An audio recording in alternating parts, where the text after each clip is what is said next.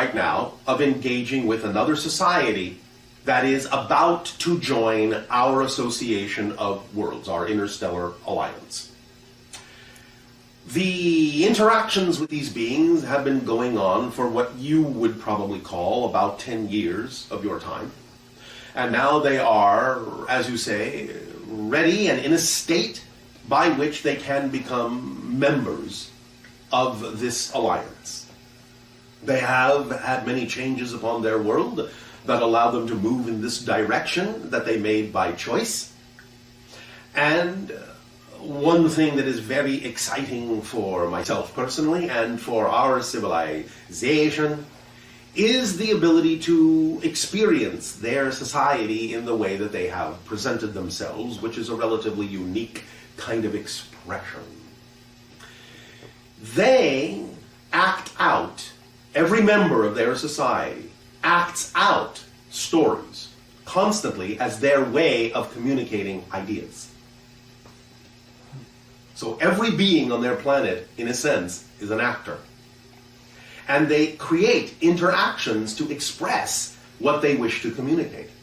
They create, in a sense, mini plays. Do you understand? Yes.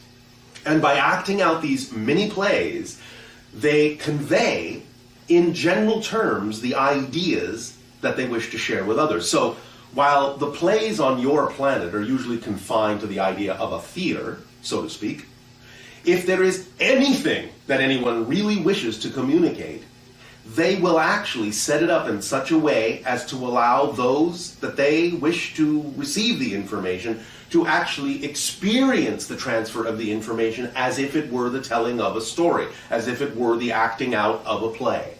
I understand. So even in what you would call a business meeting, it would actually be that a story would be told that contains all the elements they wish to convey about the idea of the process they are going through, and the idea of all the possible outcomes that could occur, of course, with the emphasis on the one that serves everyone the best, in terms of what you would call win-win scenarios. Do you follow me? Yes. And then there is, in that sense, another play that is created to experience alternative ideas that may be what you would call then the idea of negotiating the reality, so that eventually, through all of the storytelling and play acting, there is ultimately arrived at a negotiated reality experience that is then also played out, perhaps for members of the family or friends, to demonstrate the ultimate outcome or result of all the different play acting and storytelling in the back and forth exchange between the different parties. A very interesting and exciting civilization. Sounds like it. Yes. I would like to know if a few of these biblical figures and characters as portrayed in the Bible are in fact real people that have such as Moses, Abraham, Yes. Solomon, Yes. Jesus. Yes. They were real historical people, if that's what you're asking. As portrayed in the Bible? Not completely. Some of it is metaphorical. Some of it is literal. Some of it is an analogy. Some of it is misremembered. Some of it is misinterpreted. Okay. Depends on what you are specifically referring to. For example, did Solomon's temple actually exist? Yes, it did. And in fact, it actually partly still does. There are still ruins and remnants of the temple that exist. But you wouldn't actually say Jesus is a prophet or the Son of God. You are all children of God, Right, okay. as are we. And the idea of what Jesus was talking about, or in his own language actually, Yeshua, was the idea that you are all Christ's. Mm-hmm. He wasn't looking for followers. He wasn't looking for Christians. He was saying that you are all equal to him. That, in that sense, you are all Christ's. You are all children of God. And the phrase, I am the way, simply means, be the way I am. Be like me. And you will be in alignment with your full, true, total self in a relationship with creation.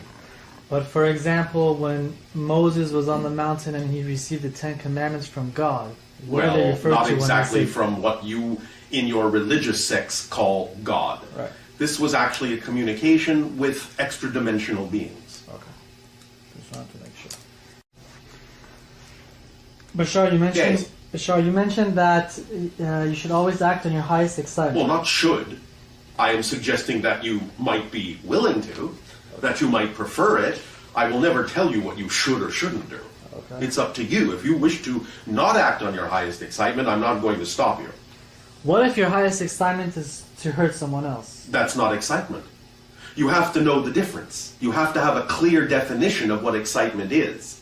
So when someone says, my excitement is to hurt others, they actually don't have a definition or an understanding of what excitement actually is. Because the only way you would want to do that is out of anxiety and fear. Because if you truly are acting on your excitement and truly in line with a definition that is appropriate of excitement, you will know that you will be self-empowered. And if you're self-empowered, why would you need in any way, shape, or form to hurt anyone else? You understand? It's a contradictory definition. You have to have a clear definition and an understanding of what excitement is, and when you do, you will know that the concept of hurting someone else does not fall under that definition. Please define your definition of excitement. It is always a positive thing that allows you to know that you're fully self-empowered and capable of creating and co-creating a reality experience that is always beneficial for you and all concerned. Because remember, as we have said, the greatest power requires the gentlest touch. If you have to intervene or force yourself on someone else, then what that's actually an indication of is you don't actually believe in your own power. Because if you believed in your own power, if you knew you were powerful enough to create the reality that you prefer, why would you need in any way, shape, or form to interfere with anyone else's process? You understand? I understand. So you have to have a clear definition of what excitement is, and it's always self-empowering, and it's always that which is best for all concerned, not just yourself. Understood. All right.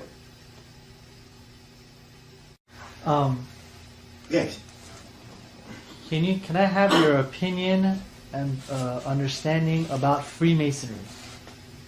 Well, that's a large subject. It is a large subject. Is there something specific you wish to discuss? Where did it start? When did it- Essentially, it started with the idea of the organization you call the Knights Templar. You understand this? Yes. Reference? Yes. The idea is that in their time, they discovered certain things, certain ideas. Now, really, some of the ideas are very, very ancient and existed way before the Knights Templar.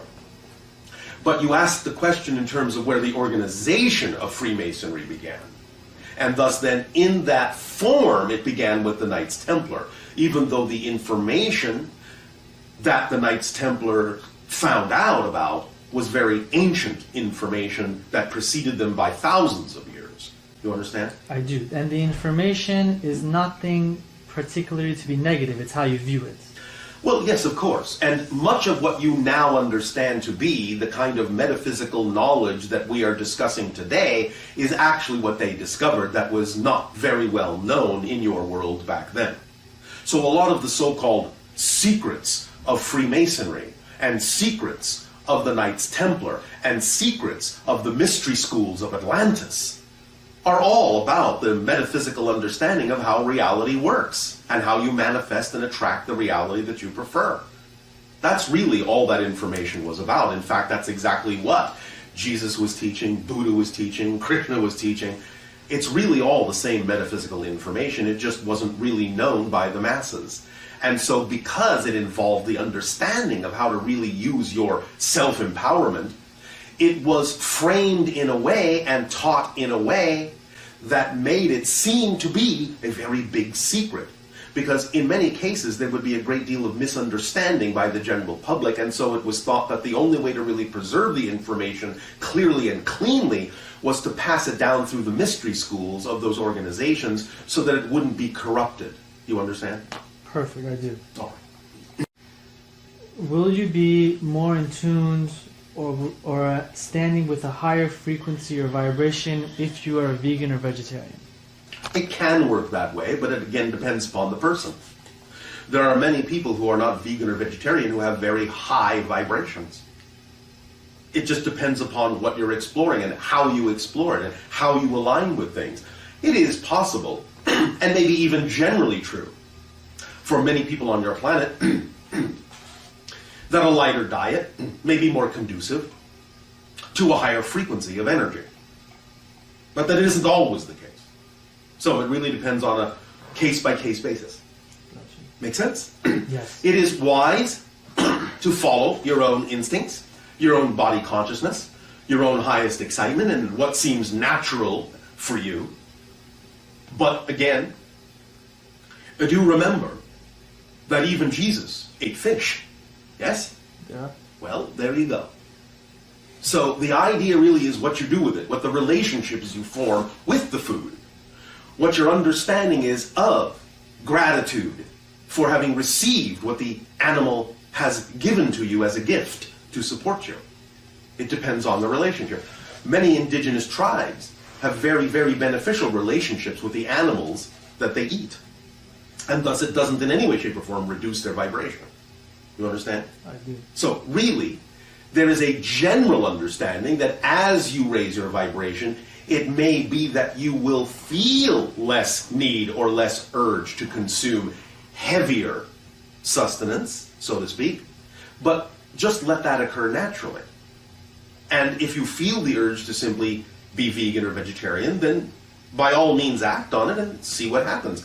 If, however, at any point in that process you suddenly feel the need to have some form of protein sustenance that is not vegetarian, trust your body consciousness that it knows what it's doing. You may not need very much, but it may be required for a minimal amount of balancing in a certain way that you may not be acquiring through the vegan diet. But again, it will depend upon your individual frequency as to what works best for you. Understood. There's no need to force yourself to be more spiritual. That's a contradiction. Does that make sense? It does. Oh. It does. I just have a few questions. I guess we'll start with one. All right. That would be a good idea. Yeah. In this physical reality of existence, is there free will? Yes. But there is a combination of what you call free will and destiny. It works hand in hand in the following way. When you are a spirit, you generally lay out the idea for a life, the theme of exploration for a life, the things that you wish to learn, to grow from, to experience in general terms, sometimes specific, but overall a general theme or several themes that you desire to explore in the physical incarnation. You could say that that particular theme overall, or series of themes, is the destiny set by the soul. But when you are physically incarnated and have a physical mind, a personality, you are allowed to exercise your free will about exactly how you go about exploring those themes. So you are free to do a number of different things, approach it from a number of different perspectives, experience it from a number of different ways or paths. The idea is like saying that the soul sets up the hallway you will walk down, but the free will of the physical mind to determine how it will experience or walk down that hallway. It can run, it can skip, it can go backwards, forwards, upside down, side to side, crawl, you understand? So free will works in hand with the idea of destiny. Does that answer your question? Yes, but Yes. if you can't change the past, how can that determine? You do change the past. How? Change it all the time. Anytime you redefine who you are as a person, you actually create, in a sense, or shift to what you would call a different timeline. Thus, what you supposedly remember as your past will simply be relevant for the person you're defining yourself to be in the present. You may not even know that your past has changed, because it will seem like the past that has always been there relative to the person you are now. But it always changes. The past is the result of the present, not the other way around. Does that make sense? Okay, I understand that. Yeah. All right.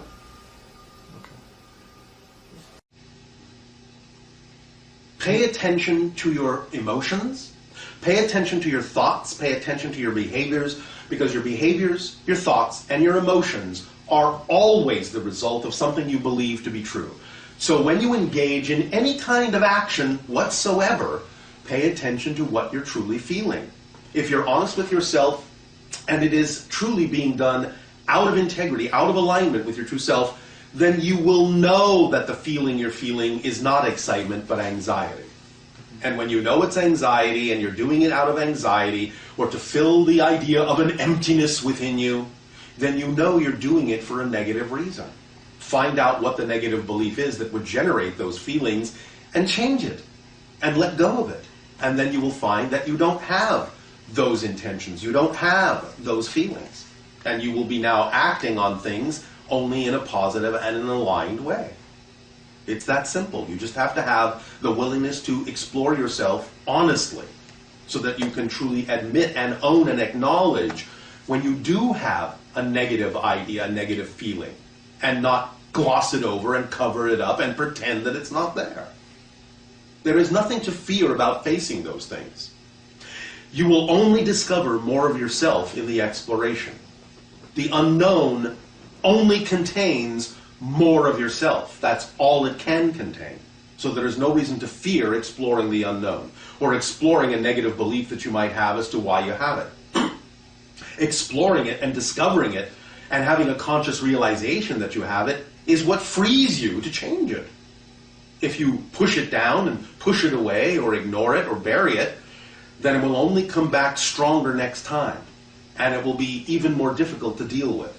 So it is the path of least resistance, as soon as you feel anything out of alignment, to deal with it and find out why it's there. And it will always come down to something that you have been taught to believe is true over something else. Decide what's true for you, really true for you, on your definitional level.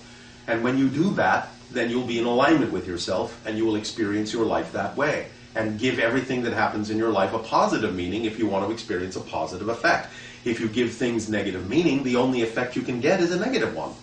Because everything is neutral. And only the meaning you give it determines the outcome and the effect that you experience. And I don't mean the way it looks, I mean the way it is experienced by you. Because the idea and the proof of change is not that the outer world has changed. It's that you respond differently to it, even if it looks the same. That's the proof of change. And when you truly have changed, then the outer reflection can change, but not because it has to. Because you wouldn't care whether it changed or not if you were truly generating your own positive state. Because it wouldn't matter what would happen. You would know that no matter what happens, you will only get a positive effect in your life, regardless of what anyone else is getting out of it. And by acting as that positive example to others, you can show them that they can also choose to only experience positive effects in their life, should they so desire to. Not that they have to. All that makes sense? Yes. All right. Bashar, Yes. can you tell me about masturbation? What about it? Good question. Perhaps you will have to refer to Master Bates to ask that question. Is it a positive thing or a negative thing? Do you understand the idea that anything and everything can serve both functions? Everything is fundamentally neutral. So the idea is that any act can serve either a positive or a negative effect. It depends on how it's used. It depends upon the intention behind it. It depends upon the alignment of energy in which the act is done. Or the lack of alignment in which the act is done. Every circumstance can serve positive or negative results. If it's based on your highest excitement at the time. Well, then you know the answer, yes? Yes, okay. But the idea is to pay attention and have the discernment as to why it is actually being done. And I mean anything, not just the example you provided. But the concept and idea of preserving the semen in your body and not releasing it give you more powers or energy or it depends on how you use it. It depends on how I use it. Yes.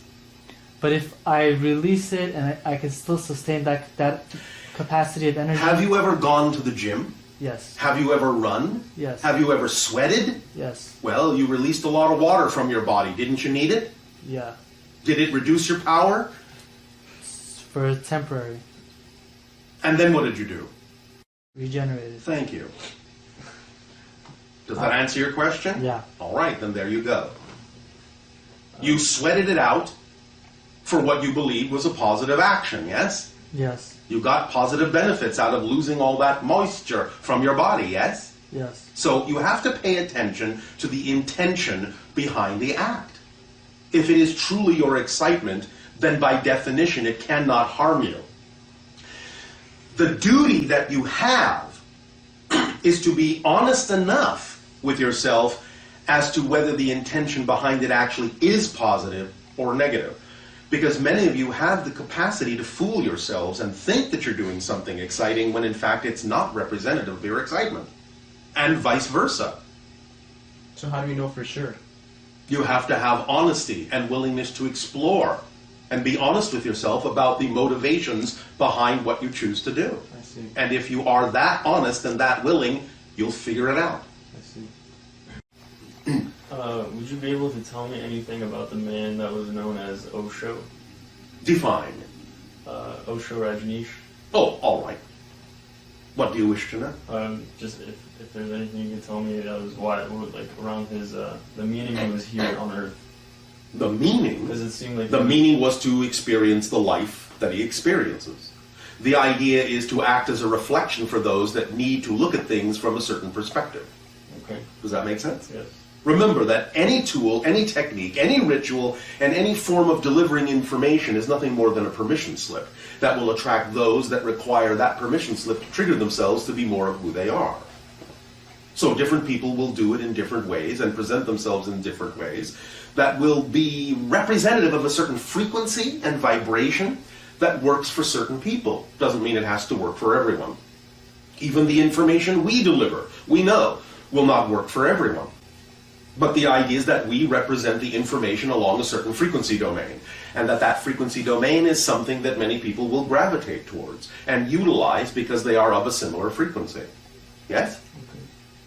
So any such teacher, any such master, any such reflection is for the purpose of making sure that all the different belief systems that exist on your planet are accounted for and at least given an opportunity to find the information that is needed in the way that works best for them.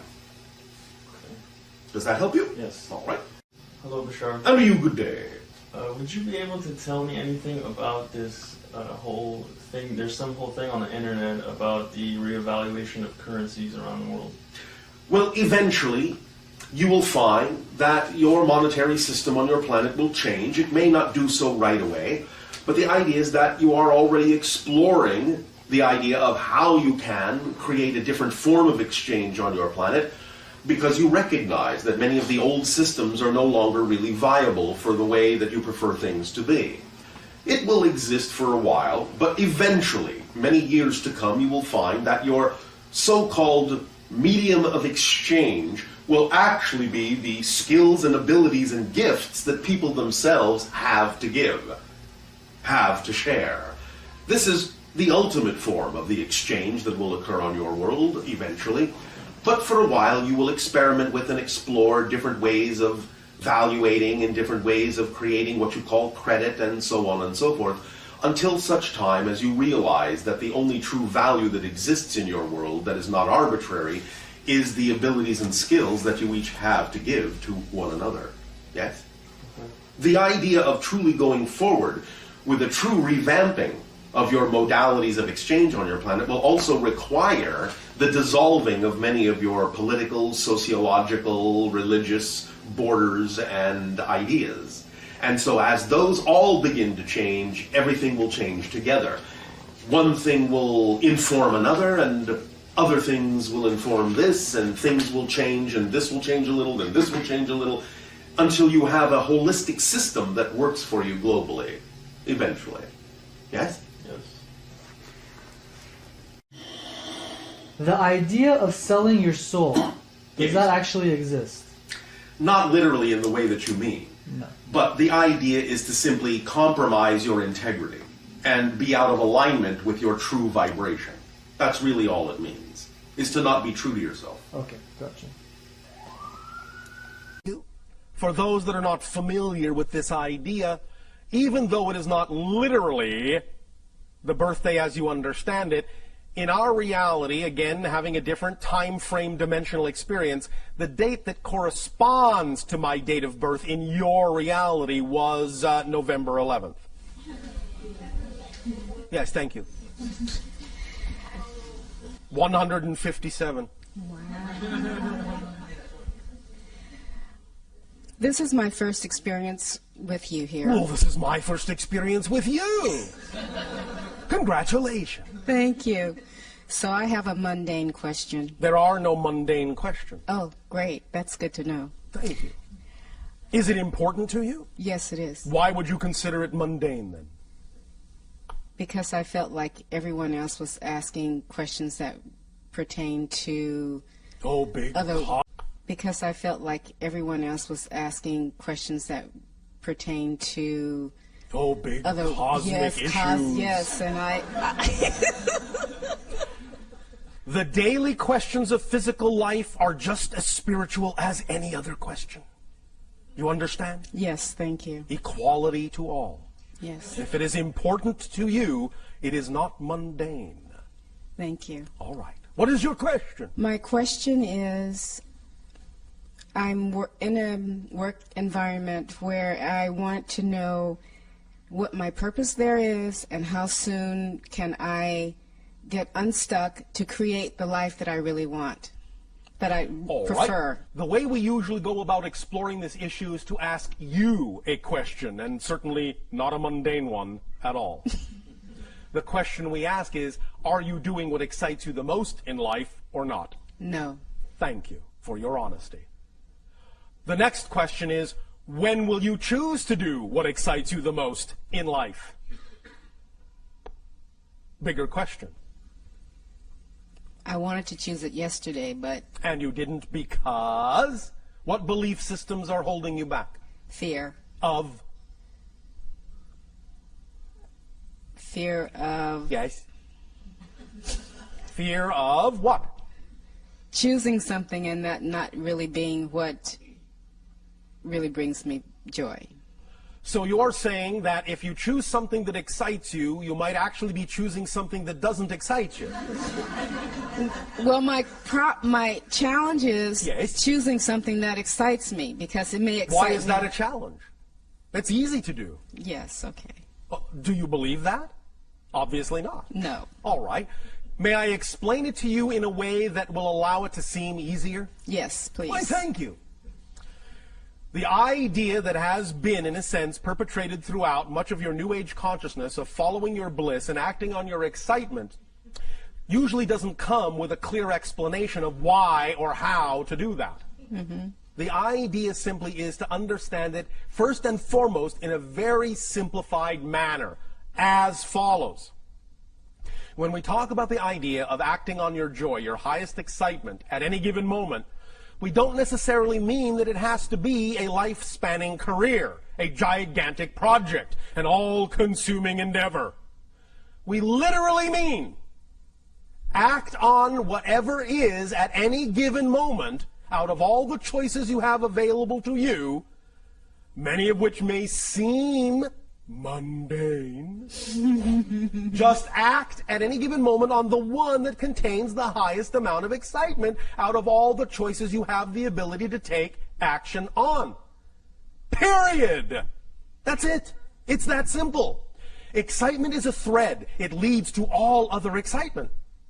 So if you are simply sitting around going, oh, I don't know what excites me, just look at what your options are. Just list your options at that moment.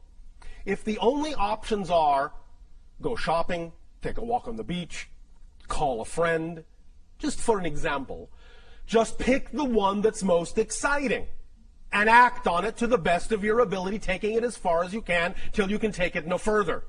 When you come to the next crossroad, look at the options available to you then, pick the one that's most exciting, you have the greatest degree of ability to take action on, and take action on it. When you come to the next crossroad, do the same thing. When you come to the next crossroad, do the same thing. The excitement that you follow will automatically draw you into a series of synchronistic events that will constantly accelerate and expand your ability to experience excitement, and constantly accelerate and increase your ability to experience that your excitement will actually be capable of supporting you in your life if you keep moving in that way. Does that make sense to you?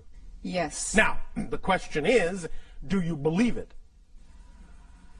Because the idea is that when we, first of all, offer the idea that all you have to do at any given moment is simply choose out of the relatively normal options available to you, if you can't think of any all-encompassing excitement, if you just choose the most exciting option out of whatever's available to you and act on it, when we offer that suggestion up, very often the first thing that comes out of the human mind is, but that's not connected to this, or how can that support me? I don't understand. You don't have to understand. That's the beauty of it. The idea is that your physical mind is not designed, never was, and never will be designed to understand how things will happen. It is not designed to understand or comprehend how something that you act on that excites you will bring you the thing you need somewhere down the line. So you don't have to think about how that's going to happen. All you have to do is act on it knowing that it will. Because the human mind is only designed to experience how things are happening. That's it. The human mind is only designed, the physical mind is only designed to understand the physical experience. The mechanism of how these things come to you come from a higher realm that is beyond the purview of the physical mind to comprehend or understand or be able to completely perceive. So you need to stop doing the job of the higher mind, let the higher mind do its job, and bring you these things as you need them in the way that it benefits you best. All you need to do to activate that mechanism, and we'll be talking a little bit more tomorrow about the idea of the mechanism of manifestation in a more complete investigation of that mechanism, but the only thing you really have to do is just start the ball rolling. By acting on whatever excitement you are capable of acting on, and thus then by doing so, acting as an example to the higher mind, proving that you're willing to move in that direction so that the higher mind can go, finally she is willing to act in that vibration, so I can now give her more of that vibration, more things that are representative of that vibration, because she is showing by her behavior that she's willing to act on it. But if you're not willing to act on your excitement, why should the higher mind give you something to act on if you're not going to act on it? You see, you have to clear the space by acting on what you are capable of acting on before you make room for something bigger to come in. Because if you're not going to act on what you've got, well, higher mind is not going to do pointless things and give you things you're not going to act on. So you simply stop the whole process of your excitement expanding. Does that make sense mechanically? Yes. Are you willing to believe that you can act on your excitement and know that it will lead you where you need to be led? Yes. Trusting the synchronicity that will occur? Yes. We'll see. But that's the basic explanation of how it works. So when you say you have a difficult time figuring out what excites you, I apologize, but we actually don't believe you. Because it's really simpler than you think. You're just having a difficult time understanding a clear definition of excitement and following it. You follow? I do follow. I think the other part of that is because if I'm in a work environment and Yes. my excitement may be not to be there. Then leave. Although, understand, we are very aware of what your belief systems are all about, many of you. And if you have a belief system that says if you leave that work environment, as much as you may not find it exciting, if you have a belief system that says that leaving that work environment is going to put stress on you, is going to, in a sense, cause you harm in some way, then you must honor your belief system for as long as you're going to hold on to it. But at least take the steps you can take. At least take the steps of acting on your excitement that you are willing to take. And the more you do that, the more your excitement will prove to you that it can support you as well. And the more it shows you it can support you, the more you'll be willing to let go of those things you don't prefer. So you can do it at your own pace. Don't dishonor your belief system. You can jump off the cliff, but only if you believe that you actually will fly. Otherwise, I would suggest you're in for a very hard landing. So don't dishonor your belief system. Don't just think, all right, I'll just throw caution to the wind and ignore my beliefs. Just think, all right, I'll just throw caution to the wind and ignore my beliefs. That will always get you smacking into that brick wall we're going to talk about tomorrow. But the idea is that when you work with your beliefs and understand why you have the belief that you can't be supported in something that you love as opposed to something you don't love, then when you work with those beliefs, you can change them.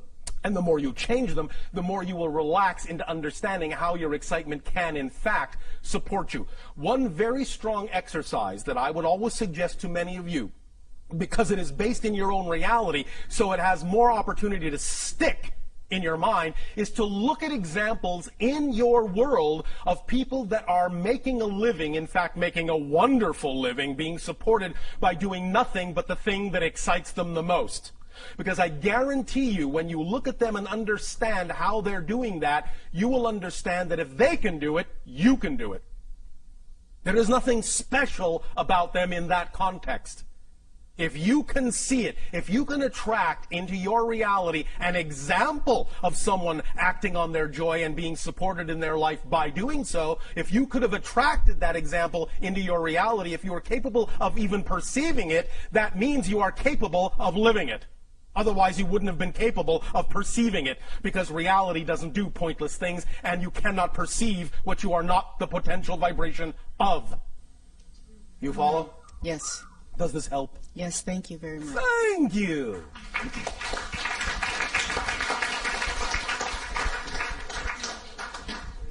That was exciting.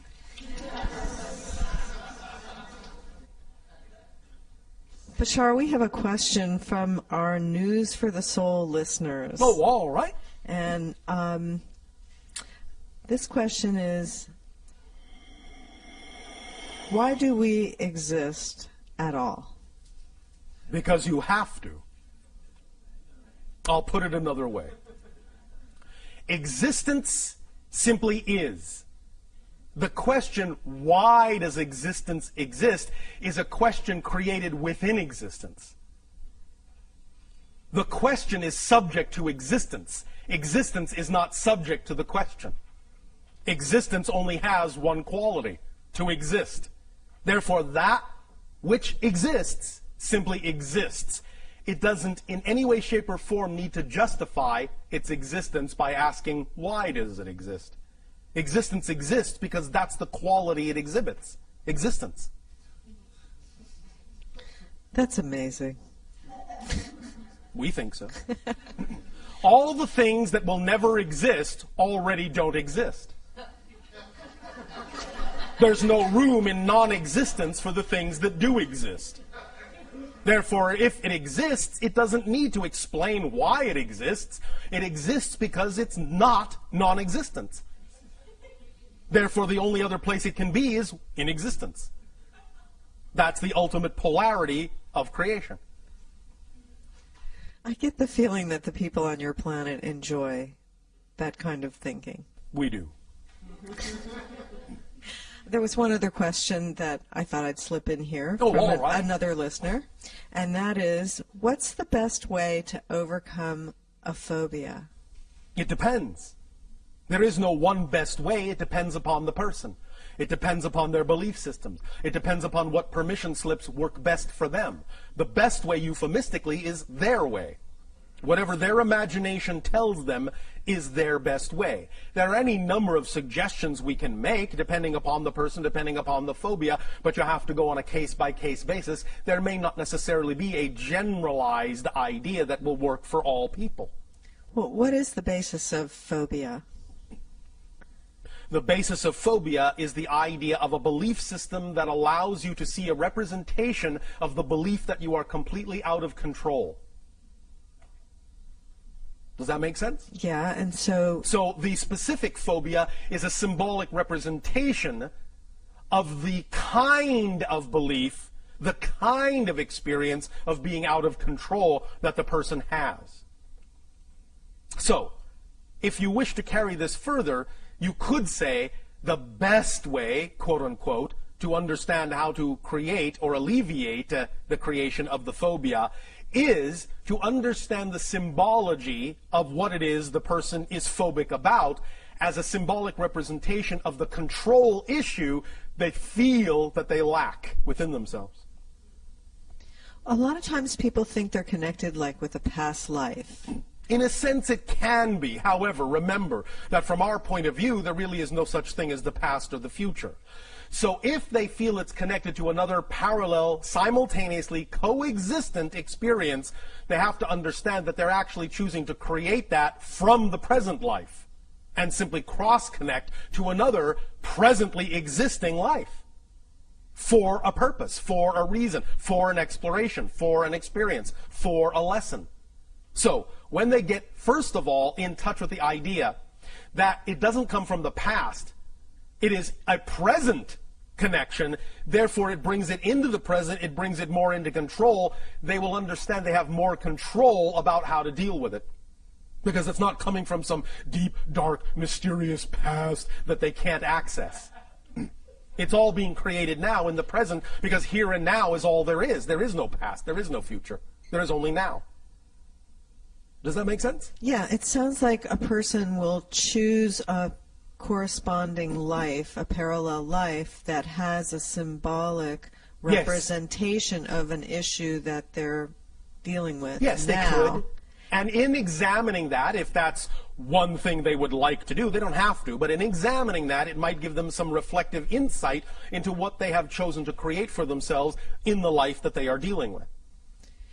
If they resolve the issue, that's one of the paths, obviously, for That's one way. alleviating it. But there's also things like desensitization. There are any number of techniques and tools and permission slips. It depends on the person. It depends on the choice. It depends on the experience they have chosen. It depends on a case-by-case basis. Depends on the beliefs. Okay. Depends on the purpose for why they are having that experience. Depends on what they're going to get out of it. Depends on what they're going to learn. Depends on how it will expand them. Depends on many things. However, if you wish to break it down generally to the quote-unquote, again, best way, by always acting to the best of your ability on the thing that excites you the most, that process in and of itself will always force you to face whatever issues need to be faced and integrated to allow you to continue on the path of acting on your excitement. Now, of course, if someone is phobic about acting on their excitement, they may be creating an interesting vicious circle experience for themselves. Nevertheless, it will still, by being willing to take any action in that direction at all, open up the synchronicity that will bring to them whatever experience they need to face that issue, and bring also with it all the information necessary to deal with that issue if they are open to it. We understand that very often negative beliefs and fear may make it seem as if that's the last thing they want to do, but that's one of the things we're also going to be discussing tomorrow in terms of X-raying the structure of negative beliefs. So, for the idea of phobias, really understanding the structure of the belief that is causing the phobia can also be of great assistance, but the structure of that belief may vary from phobia to phobia and person to person. So there's no, again, exactly one best way, but on a very fundamental level, certainly understanding the structure of the belief that's causing the phobia can at least give a person a head start. All right? Okay, that's great. Thank you. Thank you. Hello. And a you good day. I only have 2 questions. Oh, only 2. Oh, all right. My first question is I am experiencing a lot of change. I am experiencing a lot of change and transition, like many people. A lot of what I've built up, Congratulations. I've had to let go of. Yes. And I'm just wondering if there anything that you could tell us that will help this transition move a little bit more smoothly. Thought I just did. Act on your highest joy to the best of your ability. Now, understand this. When we talk about acting on your excitement, it's because we know that excitement is actually a complete kit. It's the driving engine and the organizing principle of your entire life. So when you act on it fully, as best as you can, what will come with it are all the things necessary to actually allow you to expand in the smoothest, most effortless, most joyful way possible.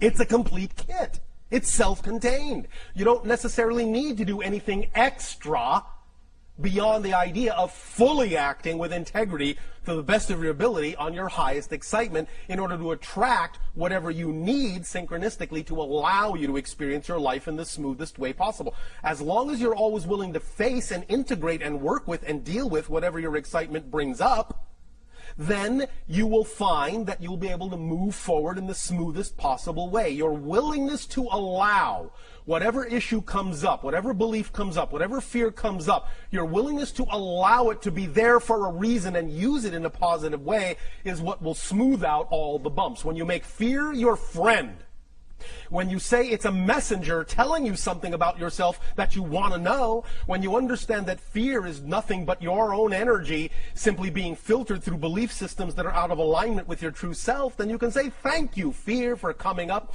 Thank you, issue, for coming up and pointing out to me that I have a belief that's out of alignment with my preferred, true, natural core self. And as soon as you identify the belief in that way and relate to the belief in that way and make a friend of your belief in that way, it will smooth out the fear energy into joy and excitement and give you the opportunity to utilize that understanding and that knowledge in the best possible way. Does that make sense to you? It does, but couldn't we have done this without all of this mass disintegration of all that we knew? Couldn't we have done this a different way? Why is it that we're experiencing There are many this way? ways to do things. This particular reality is the way things are done. You are also, as a soul, having experiences in other realities where things are done differently. But you also chose to be here because you wanted to experience this way as well, because it's one of the valid ways to experience the idea of creation. Breakdown, build-up, destruction, creation. It's a very valid way to experience the idea of creation. And again, when you learn to enjoy it for what it is, you will smooth out the bumps in it. Many individuals on your planet have talked to us about the idea that you feel like you're stuck in some kind of remedial kindergarten class, a school of hard knocks, a suffering planet. We choose to view this as a master graduating class. So the idea is that, yes, all right, college, university, sure, it's a little tougher than high school, but you're up to it because now you are in the master class. So the more you know that's what it is and the more you treat it as such, the more benefit you will receive from the way things are structured and the smoother things will get, and you will not have to experience it that way anymore. But the idea is, again, using the power of paradox. When you allow it to be all right to experience it the way you are experiencing it, you will no longer have a reason to experience it that way. It's only the resistance to the way you're experiencing it that makes that experience take longer to change. I get it. Thank you. I knew you would. My last question is for the past year during meditation or a time where I'm slowing my mind down to connect, I'm experiencing a lot of pressure in my head. Yes. Could you explain what that's about? There are sometimes different symptomologies when you are realigning energies. Sometimes there are physiological side effects or symptomologies. That's all right. They will dissipate. As you become more smoothly aligned and less resistant to certain kinds of change, those pressures will smooth out. Right now, it's simply the idea that the energy you are attempting to integrate in your estimation, in your belief system, in your definition, is simply more than you're used to. You don't feel equal to it yet. Therefore, as we have euphemistically said by analogy, it's like you are trying to download a dam full of water through a garden hose. There is pressure. But when you widen the hose into a giant conduit, the pressure will be relieved because you become more equal to the energy you are channeling. You follow? Yes, I do. Does that help? Yes, thank you. Thank you.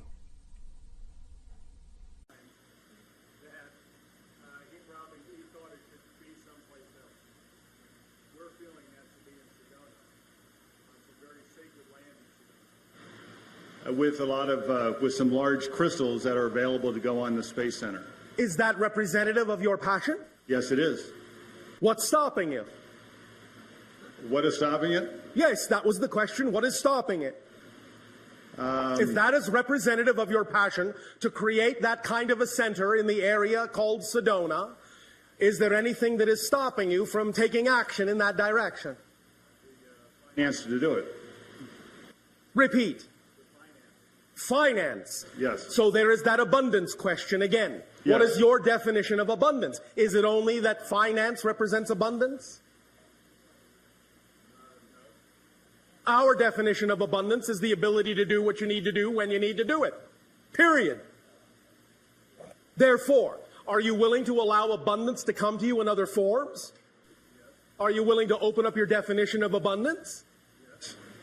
Do you believe that you can actually do it? I do, yes. All right. then there's nothing stopping you from attracting what you need. And if what you need will be money, it will be attracted to you. And if what you need is something else, that will be attracted to you. Do you believe that? Yes. Are you sure? Yes, I am. All right. Then there's nothing stopping you, yes? All you need to do is take whatever actions you are already capable of taking on anything at any given moment that excites you the most. Whether it appears connected to your specific dream or not is not the issue, correct? Correct. Excitement is the key. Excitement is the thread that's connected to all other excitement. So it doesn't have to come in a form that looks like it's connected to the specific thing you may be excited about at that moment.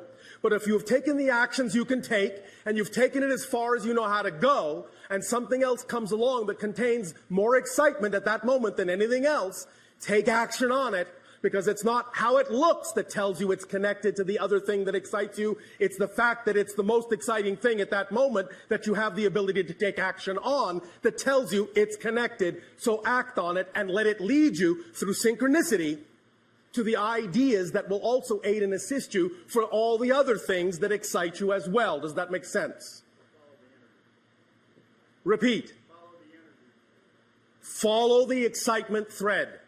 All you all have to do at any given moment is look at all the options available to you and choose the one that's the most exciting out of all of those options. It may seem to have nothing at all to do with what excited you a moment ago, but if you can take that no further, what else are you going to do but act on something else you're capable of acting on that contains the highest excitement out of all the choices available to you at that moment? If you do that, you will once again be the compass needle unerringly pointing toward magnetic north.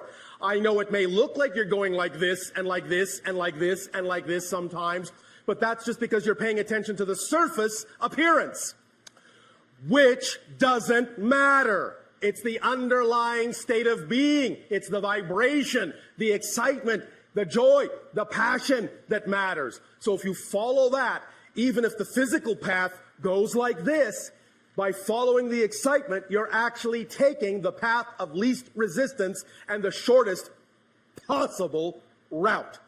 Does that make sense? It does, yes. Does that make sense? Okay, thank you. Thank you. Oh, don't go in front of the camera. This way.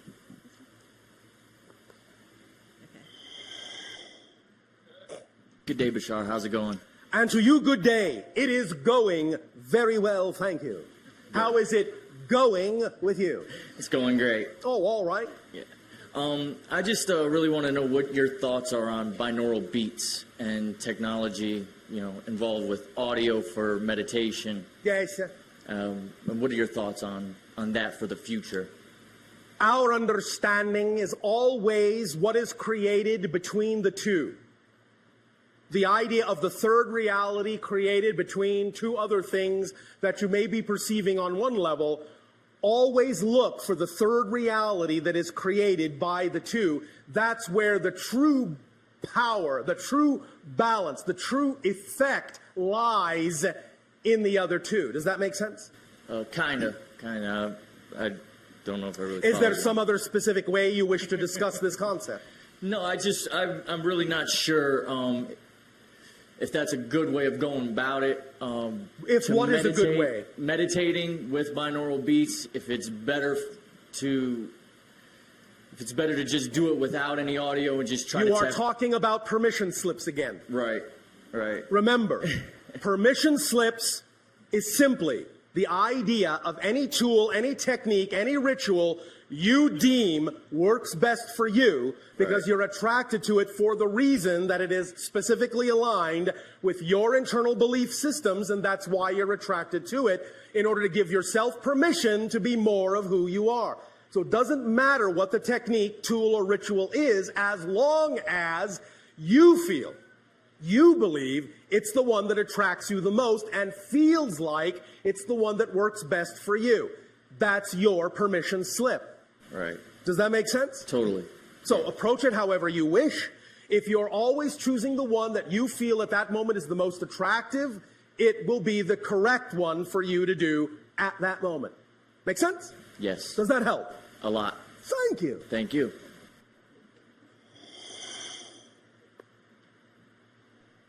Hi, Bashar. And to you, good day. We have a question here from Amira and Michael. Oh, all right. And it has to do with your ship being over Sedona. Yes. Well, one thing we were wondering is, what is the significance of you being positioned over Sedona in particular?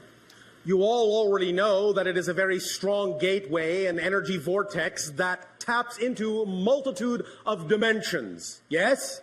Yes. Therefore, it is, in that sense, like we have just described in the brain, a neutral zone that allows us better handling, a better facilitation of the energy of a multitude of dimensions in one spot.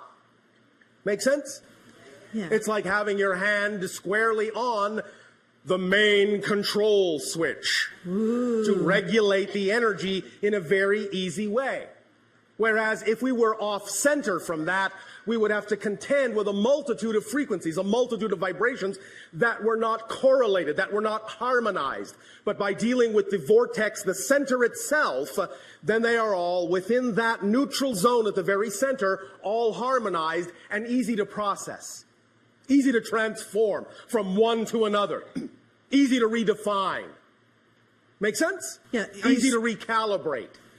So basically, you take the energy and you convert it with your ship, or how do you? The ship is like, in a sense, a lens, a prism that is the representation of the combination of the blending of my own physical mind and my higher mind, and the connection we have with my entire society and many other beings, and we run it through that frequency domain, in a sense, like a filter, like a filtration system, and then process it back out in a way that is more compatible and more conducive to allow transformation to be easier for all of you. I see. Thank you. So, if I could just go on a little bit more about this. All right, just a little bit more. Okay. So when the decision was made to move from Cairo to here, yes, what precipitated that? What brought that about? Shifts in the collective consciousness. So were you surprised? I mean, did somebody give you orders to do it, or was it? Well, in a sense, but that simply happens automatically within our telepathic link. It's not like there is a sergeant major that comes along and says, "Soldier, move here, here are your marching orders." It simply happens within a collective recognition and an understanding of how we simply automatically and intuitively need to rebalance and reposition ourselves to match the new frequency. It's more of a dance. I see. And than something quite so military. So are there others positioned around the planet of the Sasani society? Because I know at one point there was, you talked to us about where there others are others of my society positioned around your planet. There are many from many different societies positioned at different points around your planet, forming, in a sense, a grid. Okay, and I bet one day you'll tell us where they are, huh? I bet one day I will. Thank you, Bashar. You're welcome. Hello, Bashar. And to you, good day. You always answer all my concerns in your monologue, and I get to the point where I'm speechless. Well, thank you for your synchronicity.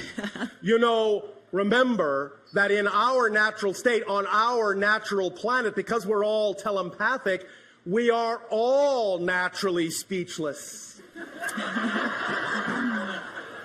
Many of you don't stop to realize that because we're all telepathic, our planet is very quiet. Lovely. Yes, we think so. Yes. And since I last sat here with you, physically, myself, my husband's and my world has kind of tumbled down and crumbled. Oh, congratulations. New beginnings require old endings. Yes, exactly. And I want to thank you personally, you and Nexus, for being here close by. We are happy to serve, Nexus and I. Thank you so much. Now, it's interesting, too, you use that military analogy, because in one of my visitations with one of my hybrid children, I called him Captain General. Oh, all right. And do you know this individual? I would assume you do. And who Can you shed more light on this for me? Click. So is it you? No. And who is it then? How do you wish us to define the idea that it is one of your children, which you already know? Well, it is more comforting to me being an earth person and not being a physical earth mother. I don't have earth children myself. Yes. In what way do you need a representation of this hybrid child to allow you better relationship with him? More, I guess I'm into my mind again. Obviously, I'm into that analytical mind again, where Yes.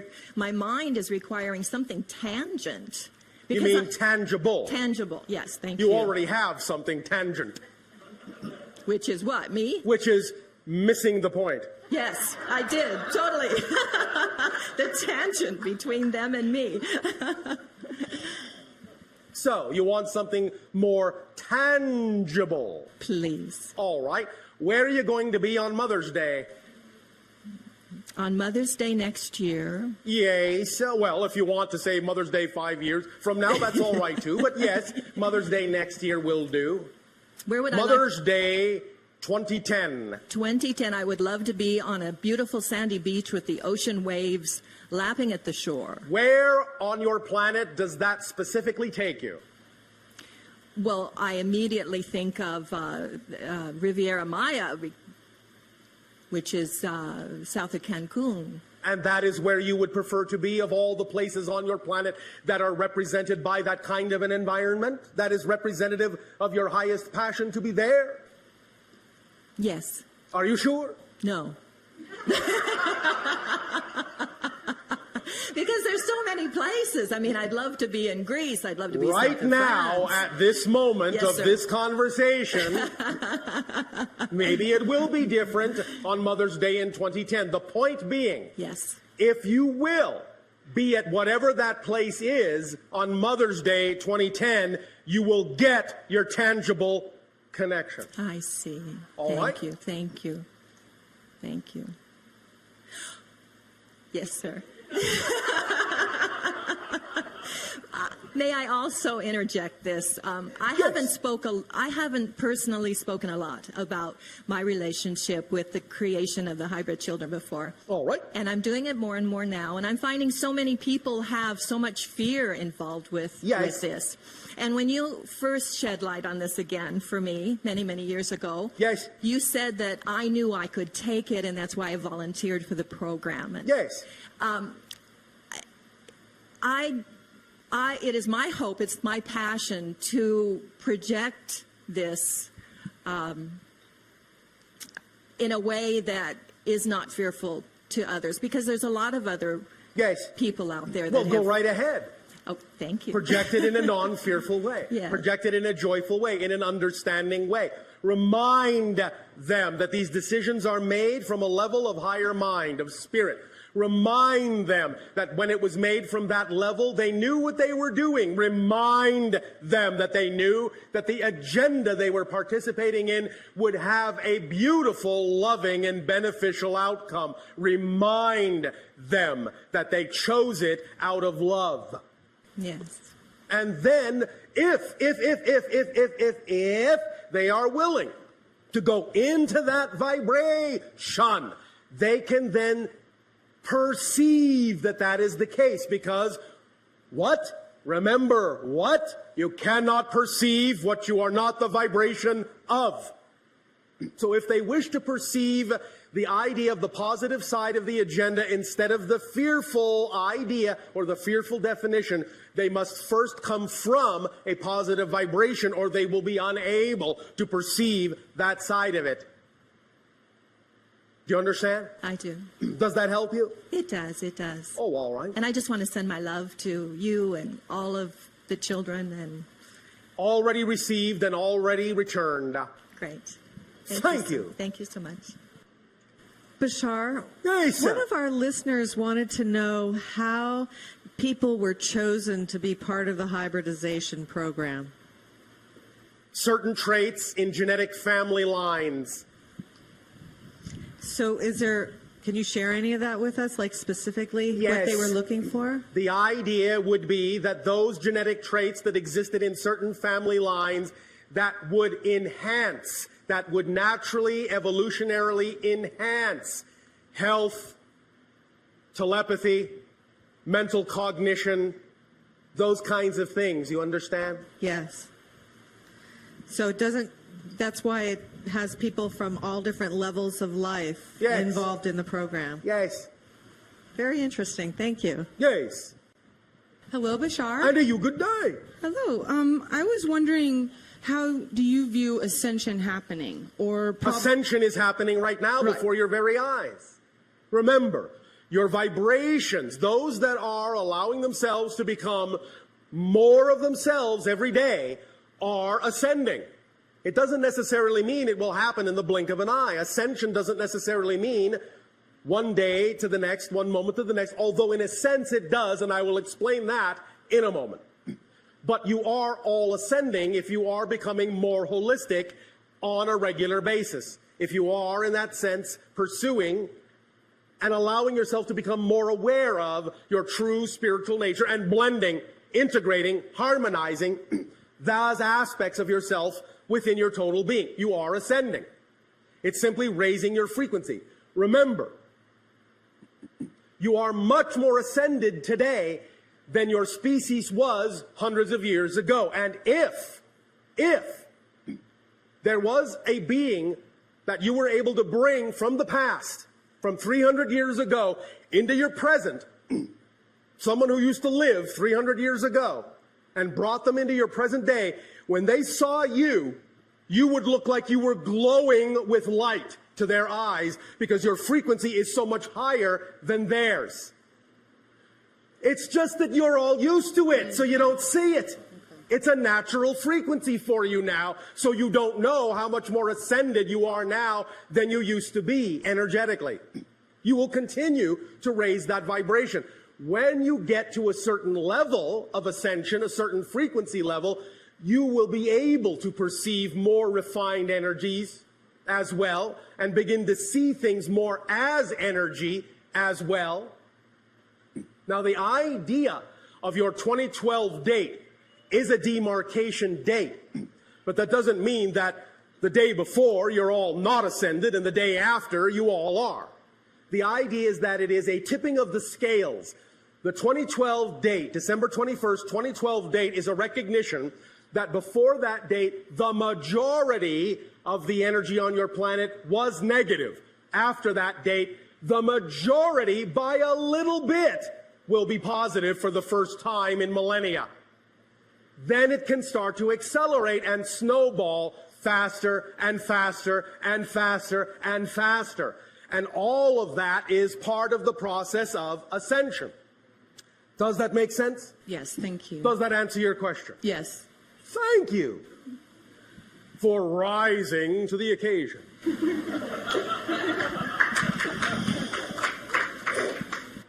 Hello, Bashar. And a you good day. Thank you so much for being our teacher. We're deeply grateful for these I am transmissions. also your student. My question has to do with the children of the planet at this time, the Yes. crystal generation, if you will. Yes. We have labeled the idea of the beings being born on your planet within the last couple of decades as not so much a new generation, but literally a new species. Yes. And my question is, what specifically should we be doing to prepare these children for the transformation? Do you mean, what can you allow these children to do for you to prepare the adults? That's exactly what I mean. How can we prepare each other to ride the crest, so to speak? Thank you. The one crucial way is to allow each other in any relationship to become more of who you each are by fostering and supporting the furthering of whatever your passions are. Supporting your passions in each other, helping guide each other to express those passions in whatever ways are important to each of you is the most important thing you can do.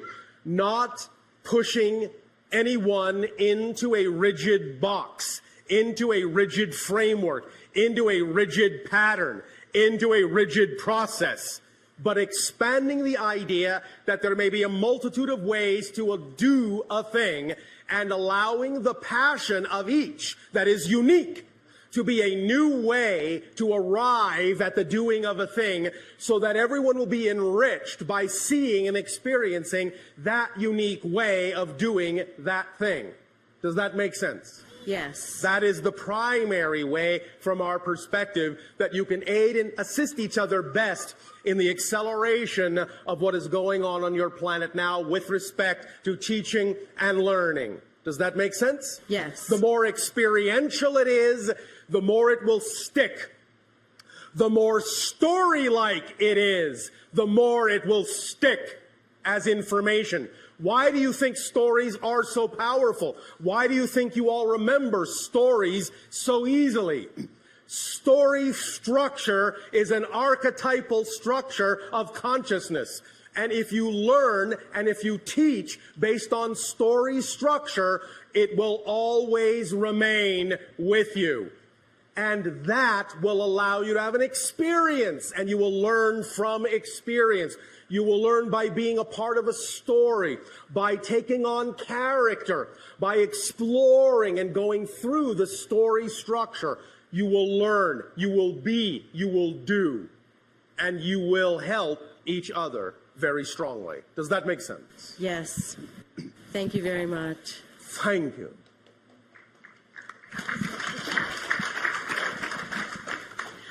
Bashar, along those lines, another question came in about the idea of, could you share with us maybe a story from your society about a child and how you taught that child in your society? Thank you. We will. Because of the nature of what we do in terms of interacting with societies such as yours, to begin the process of contact between our respective societies, most of the children that I interact with are those that are also interested in doing similar things.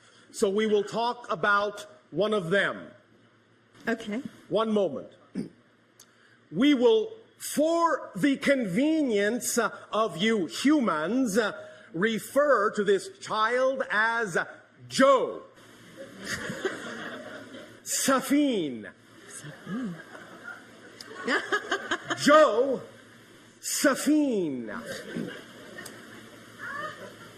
Joe Safin, in your terms, is 11.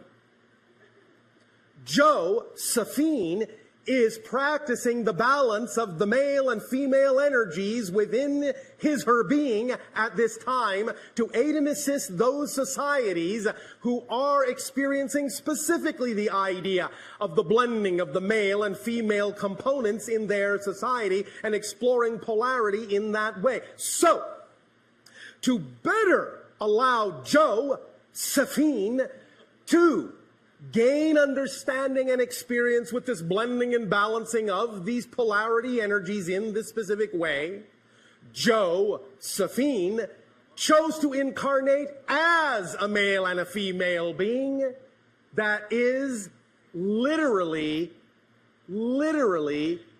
connected in one energy bubble, one energy aura.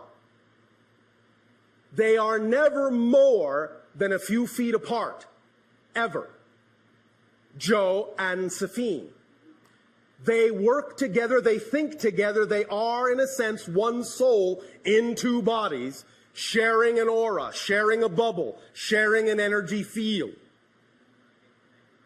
One day, Joe and Safin, walking through the grasslands of Ethathani, our home world, came upon two animals. These animal consciousnesses are similar to your feline, but not exactly.